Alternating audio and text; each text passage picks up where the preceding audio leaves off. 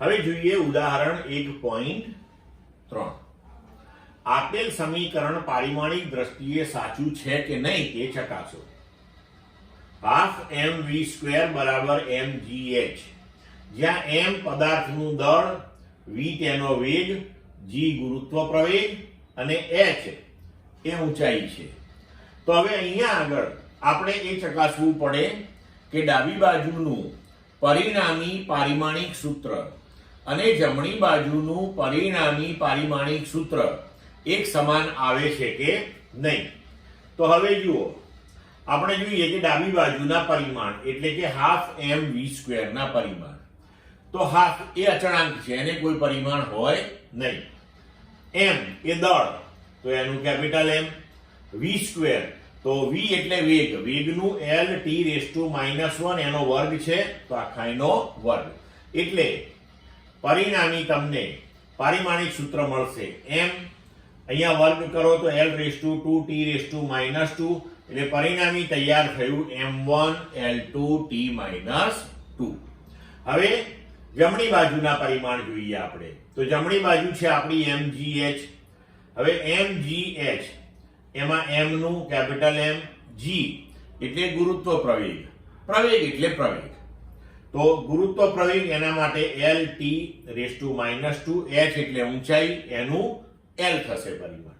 તો હવે અહીંયા આપણે જોઈ શકીએ છીએ કે પરિણામી થયું m, આ L ને અહીંયા કૌંસમાં લઈ લઈએ તો L(2t⁻²) એટલે પરિણામી પારિમાણિક સૂત્ર થયું mL2t-2.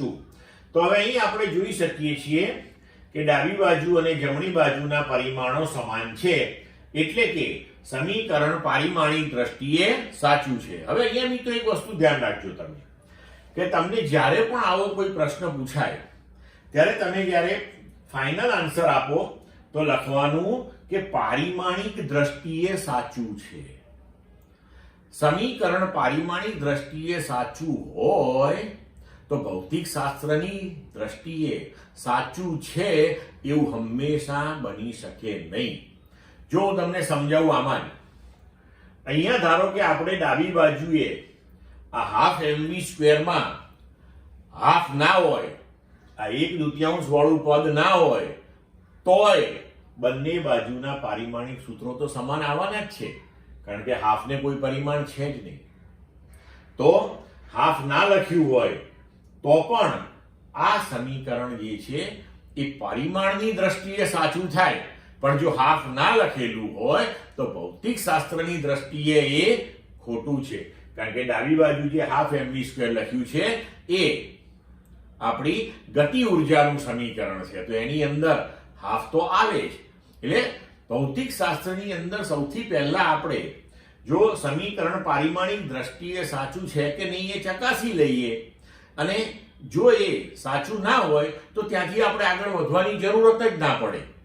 પણ જો સાચું હોય તો પછી ભૌતિક શાસ્ત્રની દ્રષ્ટિએ સાચું છે કે નહીં એ ચકાસવા માટેની બીજી પદ્ધતિઓ છે એ આપણે ઉપયોગમાં લઈ શકીએ.